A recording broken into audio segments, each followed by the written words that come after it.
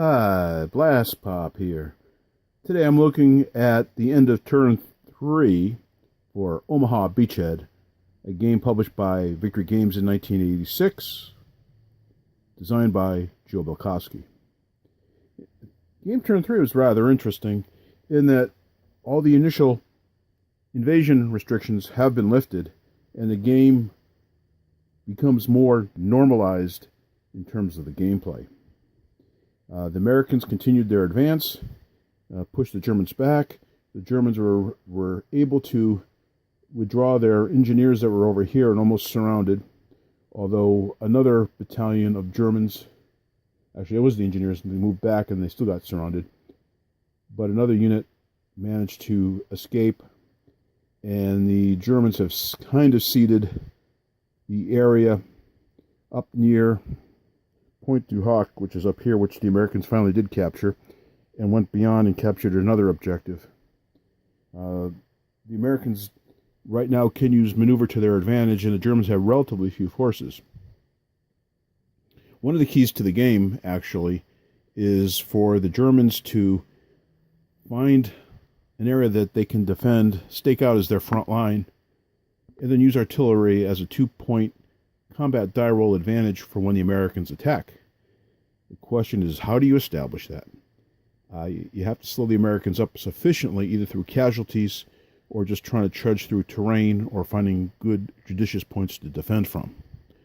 The Americans, on the other hand, have plenty of artillery, and they just have to maneuver to get into close combat with the Germans. So the Germans, what they have to do, and I haven't been able to establish it yet, it's only game turn 3 of a potentially 10-turn game, that if the Germans can entrench, it's an additional modifiers, and if you can back it up with artillery, I think that is the key for the Germans to succeed. Now, over here, the Germans have gotten one unit along with an asset that's started up way down the other end of the board and is marching up towards the front line. That's just one reinforcement group among many, and it's a start, but the Germans need quite a few more units to help defend the front. And I believe it's on turn 5 and 6 they get a positive dice roll modifier for the number of reinforcement groups that do come in. So it's been an interesting game. Matter of fact, right now, when I first played the first couple of turns, I said, it was okay, but with game turn 3 and the maneuver and the lack of those initial limitations that I alluded to earlier, the game is proving to be fairly fun, and I'm liking it. I think it's an underappreciated gem from Joe Belkowski because he had so many great games, and so many games were coming out from Victory Games during the period. And quite frankly, the graphics for this game, while good, are not absolutely fantastic as compared to some of the other Victory Games titles of the era.